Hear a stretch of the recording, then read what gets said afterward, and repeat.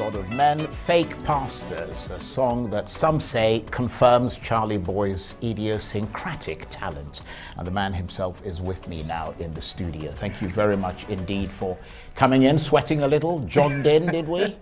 I had to jog myself in here. Yeah. Well, we're delighted to have you. Just before we talk about the underlying message of that song, you've got some notable collaborations on it. Other music stars, I think that single, you have the popular Nigerian singer Falz on it. Is that an attempt? Sorry? Is that Falz, an attempt the to, bad guy. Yeah, I was going to say, is that an attempt to connect with a younger audience that actually buys the music? So a sort of a more commercial view, a fresher face? Yeah, that too. Plus the fact that I needed to do this with somebody else. And I looked around, who's capable of hopping on this with me. And the name that came to mind was Falz. And surprisingly, he was visiting Abuja when I used to live in Abuja, that is. You know, he was visiting and I said, please, I would like to see you. He came to the house. I played 3 songs for him. But he preferred this one. He said, okay, let's jump on this. And I said, okay, how soon can we do it? And he said, tomorrow. And I was like, I was blown. And he came exactly at the time he said he was going to come. Well, and we did it. And did you, I mean, you recorded the song and then you, no, I you had did already the video? worked on the song. Right. I already worked on the song. I had a demo of it, and that was part of the 3 songs I played for him to see what catches his interest. You know, and he liked God of Men. So where did you record the video? The video was done like about 3 weeks or a month ago. No, I mean like where? Was it Where? in Abuja? No, in Lagos. Okay, right. In Lagos. And would you describe your music, including that one, but beyond that, your music broadly as protest music, or a sort of intersection between protest and pop? Okay, pop I music? like to see my music like a bridge. I'm a bridge builder. Right. Between old school and new school. But it's Afro, it's Afrocentric, yeah? And I think it's better that way because it allows me, brings up all that militancy, all that. Yeah, that's what I'm saying. So it is a form of protest music. Precise. Right. And would you say that you are at the peak of your stardom at the moment? I mean, everywhere we go, people... I don't know what my peak is, Charles. I mean, are you yet to reach the summits, is what I mean? Because, I mean... The summit is so far away from me. I've been aiming for this summit for the past 40 years.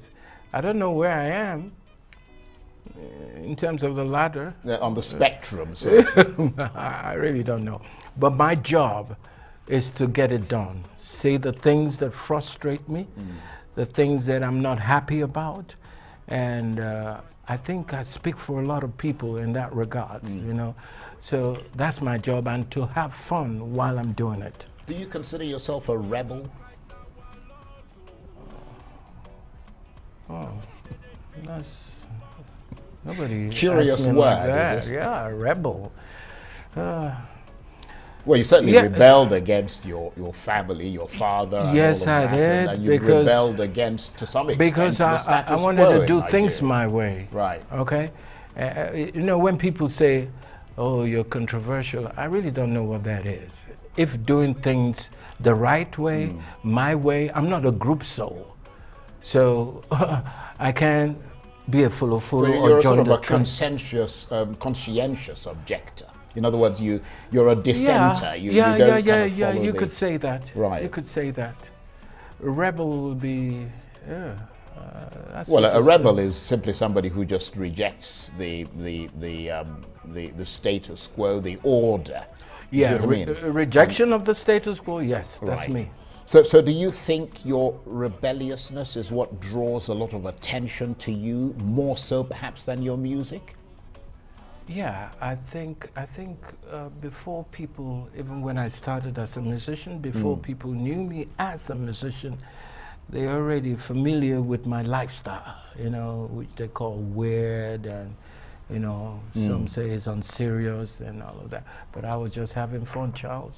Yes, well, I mean, we're glad that you did have that fun, because it's created the personality known as CharlyBoy. Yes. And I think a lot of people are very cool with who CharlyBoy is. Yeah, the youths who make up most of my constituency, the people I'm always talking to, they like it, so the rest can go jump off a bridge.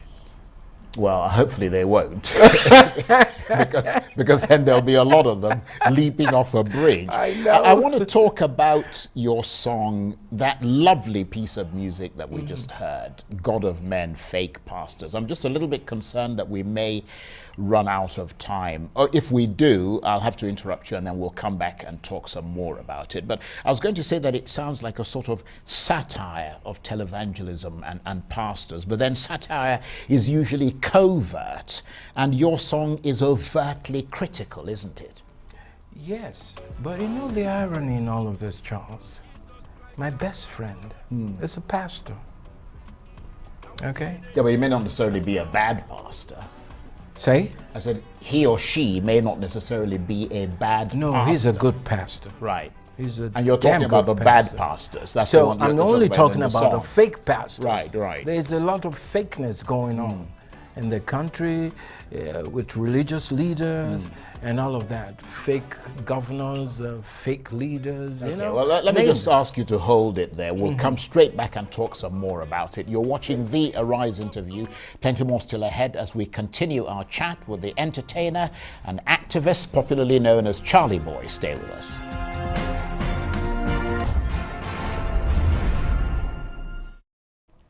Welcome back to the Arise interview. I'm Charles Anyekolo. My guest today is the veteran entertainer and activist Charles Chukwuemeka Oputa, popularly known as CharlyBoy. He's the son of one of Nigeria's most eminent Supreme Court justices, Chukwudifu Oputa. But early in his life, CharlyBoy decided to carve his own niche, independent of his father's towering image, and he's consistently made a success of it as a public personality, television producer and musician. His latest song, known as God of Men, Fake Pastors, takes aim at pastors and preachers who, he says, tell their congregations that they would only receive miracles and financial breakthroughs if they give their monies to God, when in fact these so-called men and women of God are enriching themselves with these monies meant for God. Before that, his most recent hit, a scathing critique of Nigeria, is called Poto Poto, which is pidgin for muddy, dirty water, or what you might call a right royal mess. We'll continue our chat with CharlyBoy in a moment. But first, let's take a brief listen to that song known as Poto Poto, which has just been re-released with a brand new video.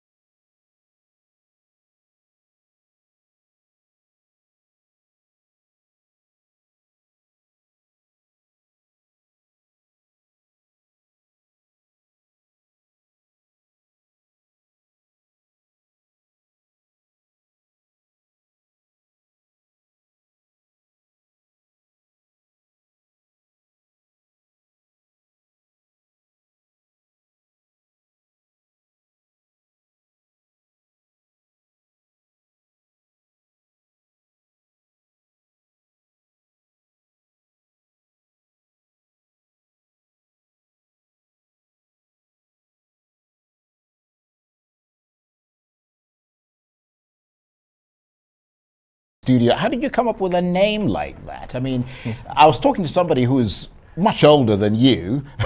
Younger? Much older than you. Oh, okay.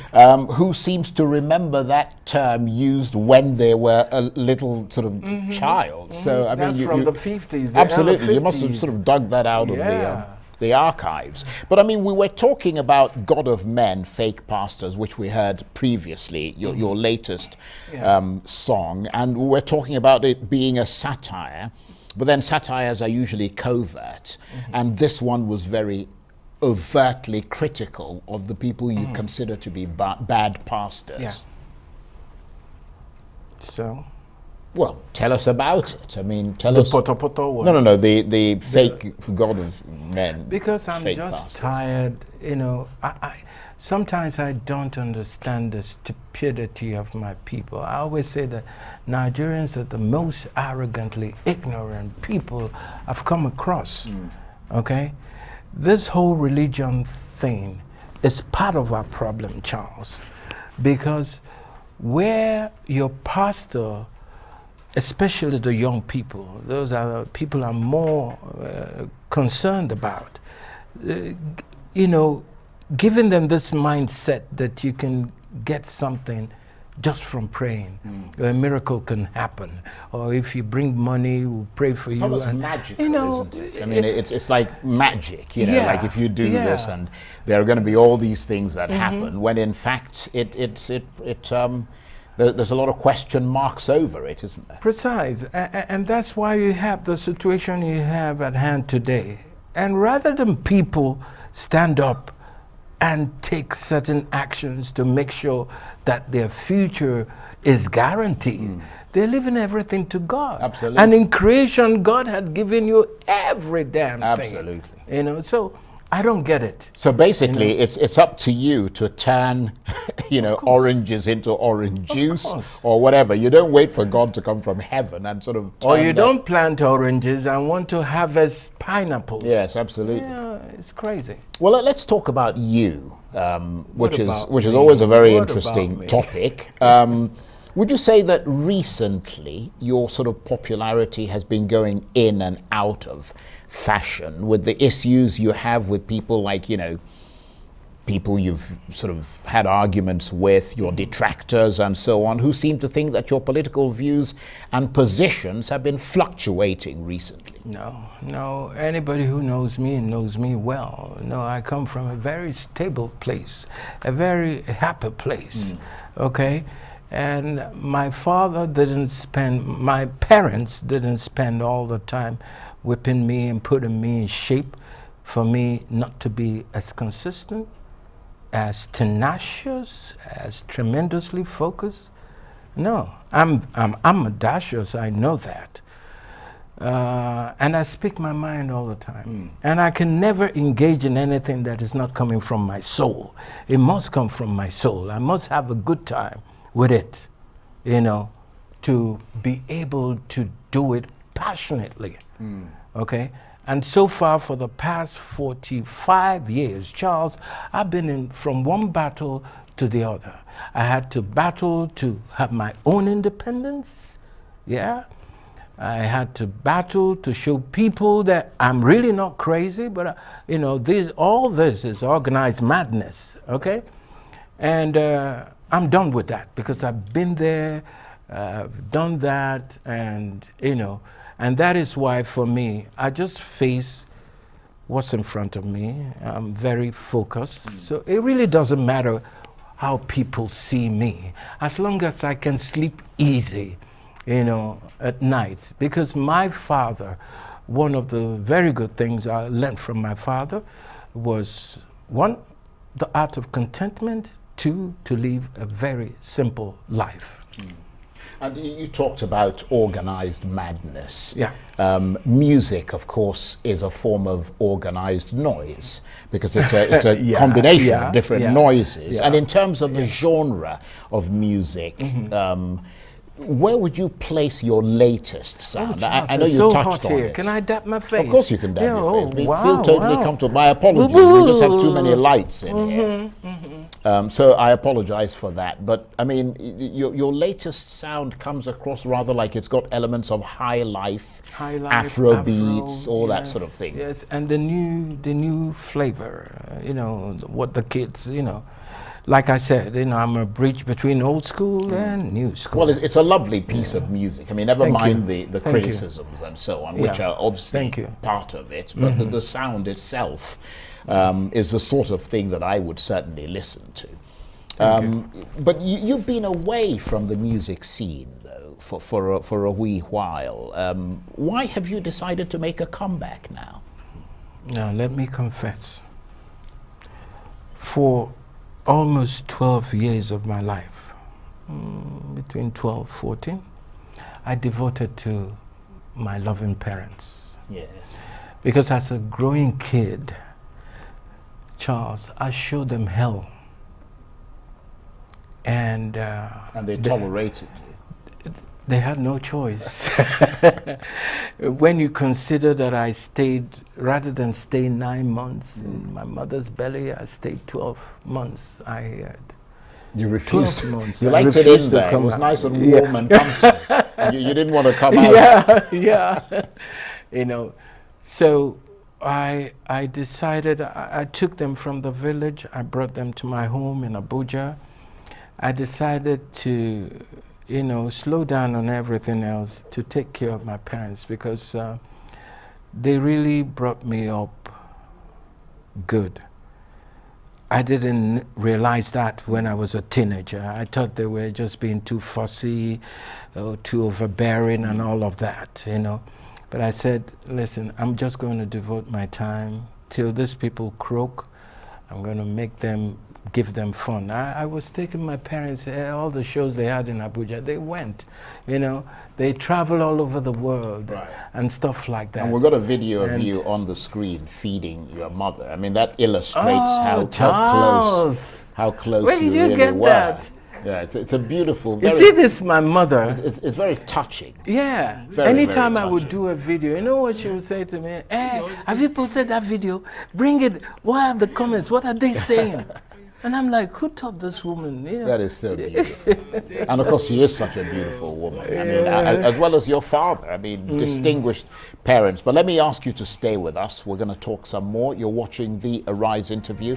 Plenty more still ahead as we continue our chat with the entertainer and activist CharlyBoy. Stay with us.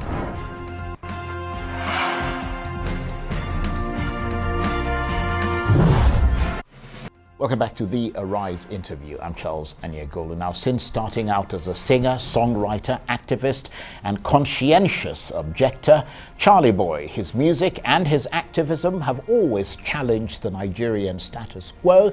His songs and politically charged spoken word videos rallying and railing against social injustice. His works speak out against bad governance and inequality and speak up for marginalized people in Nigeria. Here he is with one such video focusing on the recent seismic political upheaval in his home state of Imo after the Nigerian Supreme Court sacked the governor of the state, Emeka Ihedioha, and installed the fourth place winner, Hope Uzodimma, as the executive head. It's delivered in a combination of English, Pidgin, and Igbo, and needless to say, it's gone viral. Go.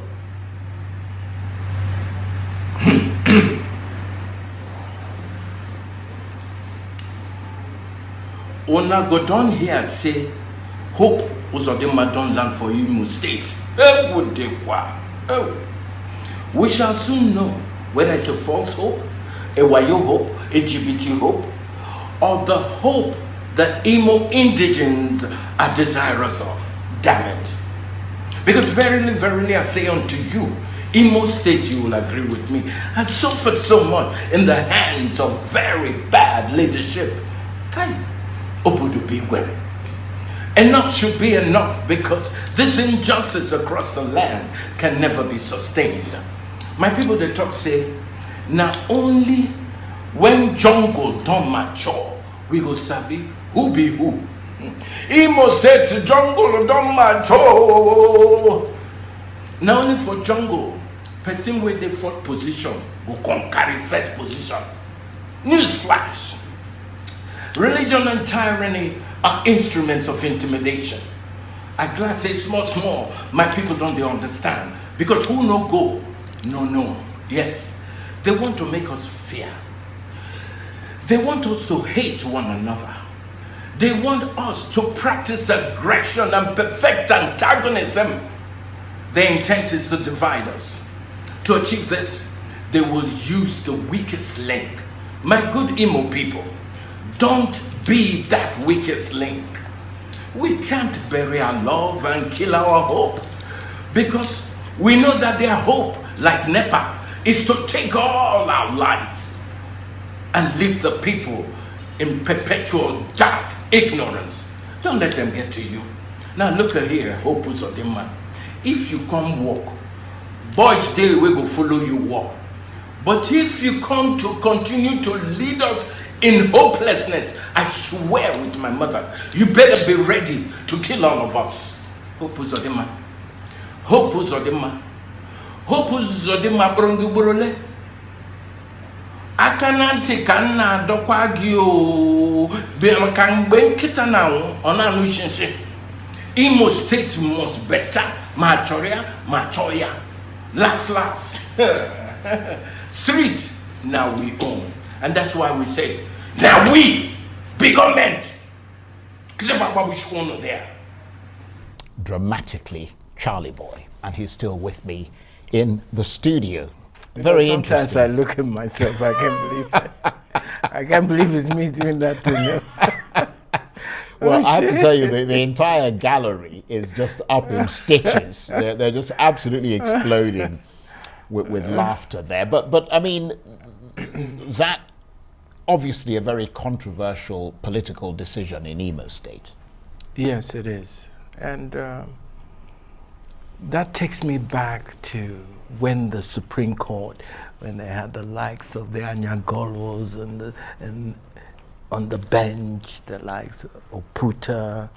And I remember one of my father's judgment where he even told the people in the court that they're not Jesus Christ, that they can make mistakes. Absolutely.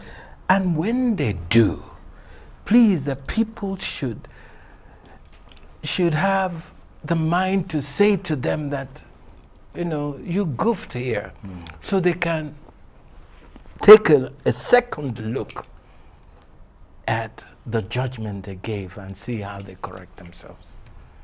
So is it your sense that they made a mistake in this instance? A grievous mistake. I don't know whether it was intentional or, you know, people who are just incompetent. But that judgment was a miscarriage of justice. And I'm not for any politicians, because I think they're one and all the same. Yeah, they come in different degrees. Yeah, I'm interested in Imo State, in the people of Imo State. Now, Imo State has voted Emeka, and from what I could see, from where I stand, it was as if things were beginning to, people were starting to feel hopeful one more time. And then, bang, you had that judgment, and you had, permit me to use the word, the clown called hope. It won't work. So I'm happy that they've gone back to Supreme Court to say, please, can you review this thing? There's some sort of a miscarriage here. Can we review it?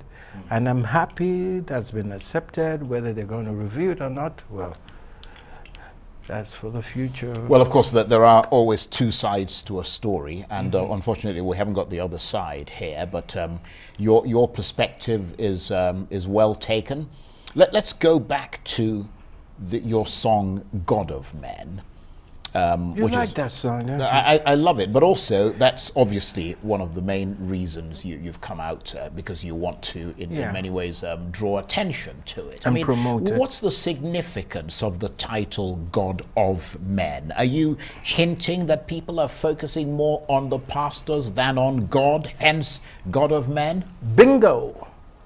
I don't understand it when congregation, all the people in that congregation, it looks to me like they worship the pastor more than they even read the Word of God. So, pastor says, chop grass, and they're eating grass. Pastor says, fast for 40 days, and they're fasting for 40 days, and they're dying. Pastor says, come to my church, I'll give you visa. I'm sure you saw the video that went viral too, where the pastor was pulling out people's passport from his shoes. So he walks in passport office, visa office, and then we are standing in line waiting for visa to get into America and go to Europe. And come on. And I look at all of this, I say, well, you know, the pastors have become the God for the congregation. Because if they were serving the real God, you know, they're not going to pay that pastor any mind. And like I said, I've been to many Pentecostal churches, and I know it's all a show. There's this one show they did, a musical concert. I had the millions that was spent to do that musical concert. I mean, couldn't we have, you know, built like hospitals with it? Couldn't we have built like schools with that kind of money? You know, what is all this show for? Jesus Christ wasn't for the show, was he? And he rode on a donkey. A donkey. Although let's face it, there weren't limousines in those days. I know, but that is the poorest or means. airplanes. Yeah. Somebody they had did mention horses. those. They had horses. Right. Somebody did mention that there were chariots, and he did. They were, ride in of course. chariots. Yes, that is true. But this is, of course, one single, presumably from a multi-track album. Yes. What are some of the themes that are percolating in that album? Can we expect the usual diet of songs that focus on sort of the worrying condition and the frustrations of ordinary Nigerians? That is called Fire for Fire. Okay? I say enough is enough. Okay?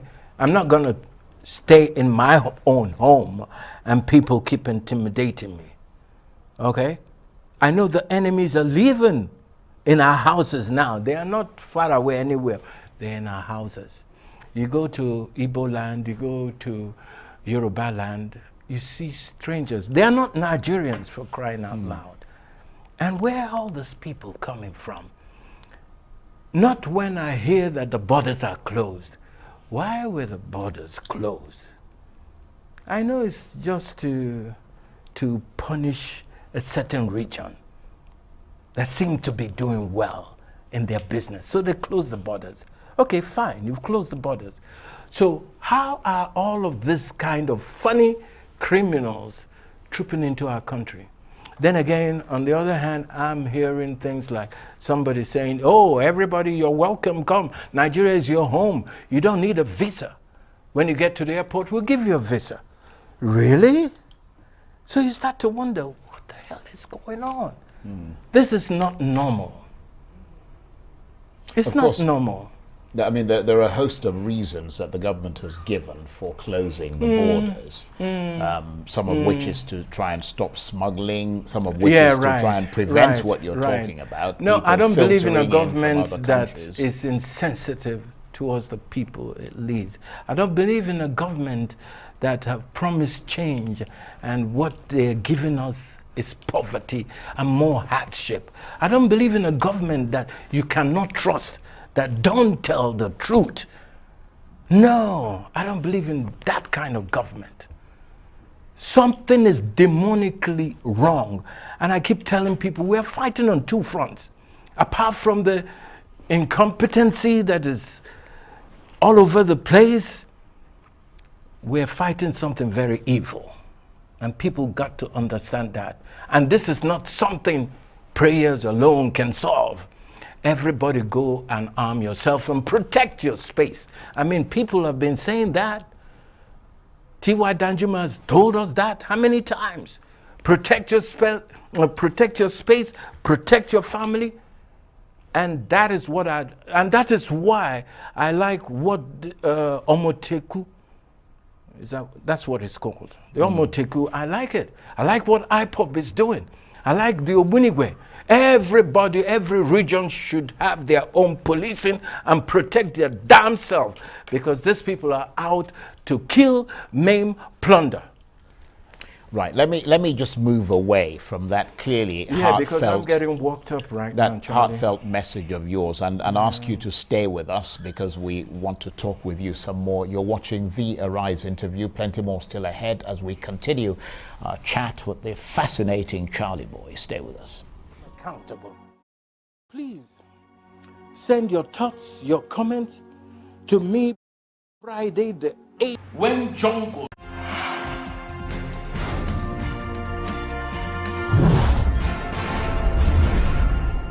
Welcome back to the Arise interview. I'm Charles Anyegulu. Now, he's a singer, songwriter, television personality, publisher, producer, political activist, social critic, and mass mobilizer. Whatever label you choose to put on him, there is no question that Charles Oputa, known popularly as CharlyBoy, has made his mark on the Nigerian scene with his unique style. He's weathered criticism from opponents and politicians, but his luster of authenticity speaks to ordinary Nigerians. To millions, he's a sort of Robin Hood hero, speaking out for them, calling for fundamental political, social, and economic reforms, a straight-talking, edgy mixture of PR, personality, and protest, a rebellious public figure who identifies with a common cause of the masses and who oozes a sort of colourful everyman persona, an ordinary man driven to do extraordinary things. But what will CharlyBoy's legacy be? And the matchless CharlyBoy is with me in the studio. Thank you for staying with us.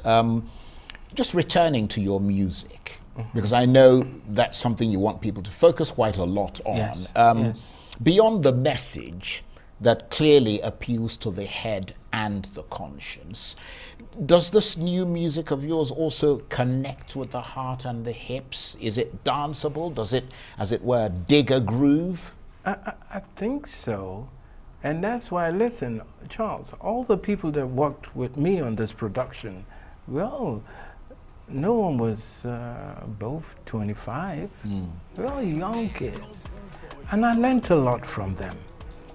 And that is why I say I bring my old school thing, they bring their new school thing, and we see how we put it together. So it appeals to a very large audience. Because basically.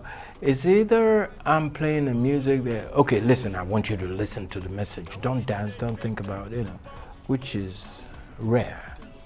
But I want people to be able, like the Poto Poto, even like the God of Men, to be able to dance to it and at the same time listen to what I'm trying to say. And I understand that you feature your wife on one of the tracks. You've been married to her for 41 years. 41 years. I don't know how that happened, though. Don't go there. I was just going to say, coming off a sort of Valentine's Day weekend, when people are in the mood for that kind of talk, I mean, what's the secret? 41 years.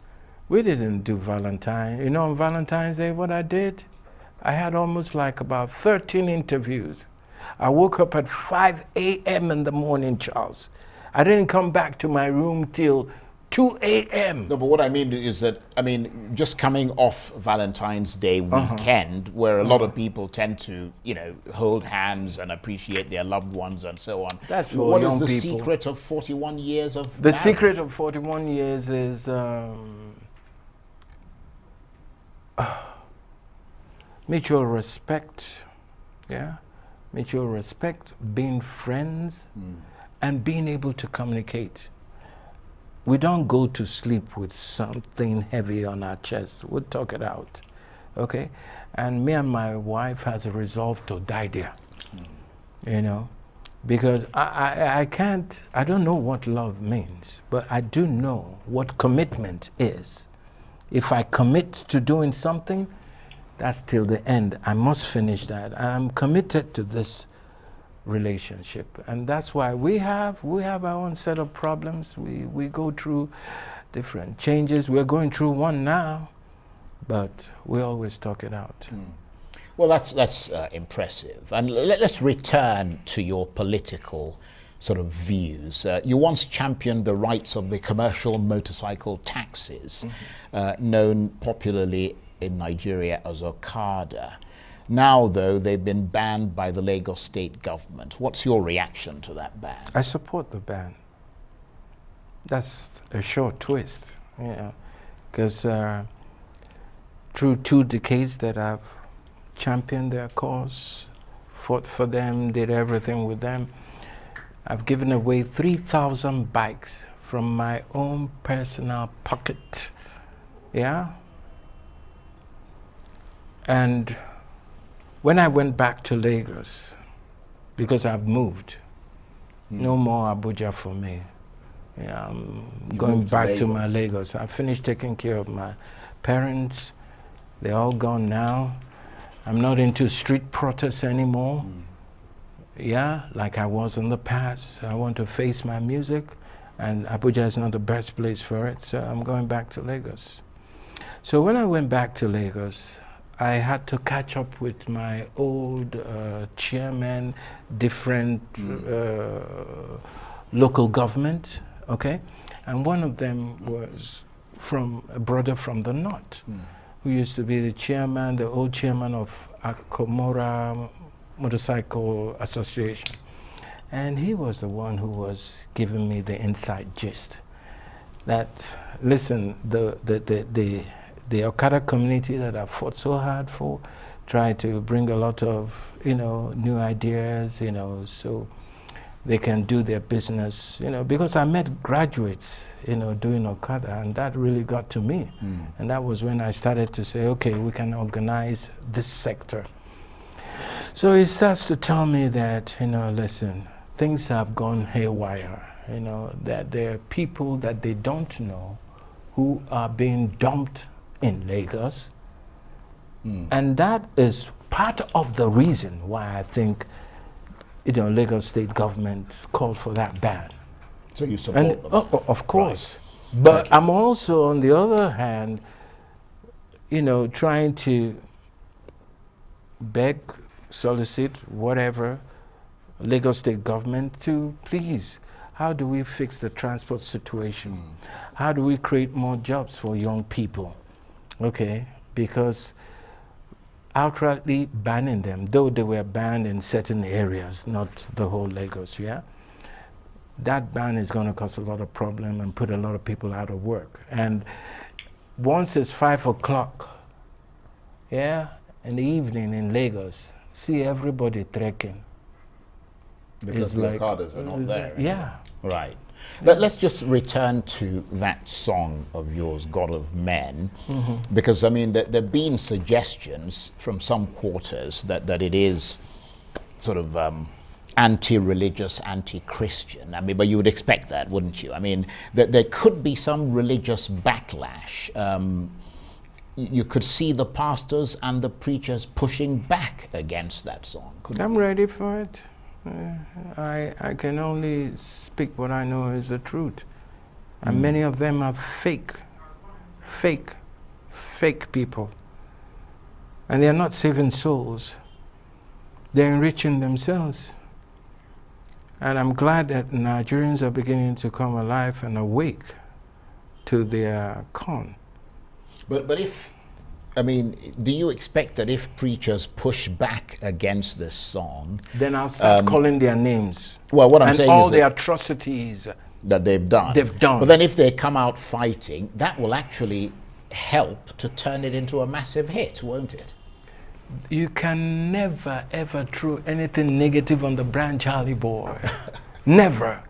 Because throw it, we'll convert it and turn it into something positive. And of course, you've had a lasting reputation as a political protester, as a maverick activist. Can we add a critical religious stance to it now? Is that a new hat for CharlyBoy? I wear different hats. I don't know which is which anymore, but like I told you once, 4 people live in this house. Right. Okay. Okay. So depending on the situation, the right person jumps out. Okay, And well, takes control. I hope we So- had the right person this evening. Yeah, Charlie Mr. Boy, Oputa, you can always count on Mr. Oputa. I want to thank you very much indeed. Thank you, Charles. Thanks for coming in. It's always a pleasure. That's it for this edition of the Arise interview. Do join us again tomorrow. From me and the entire team here in Abuja, bye-bye and thank you for watching.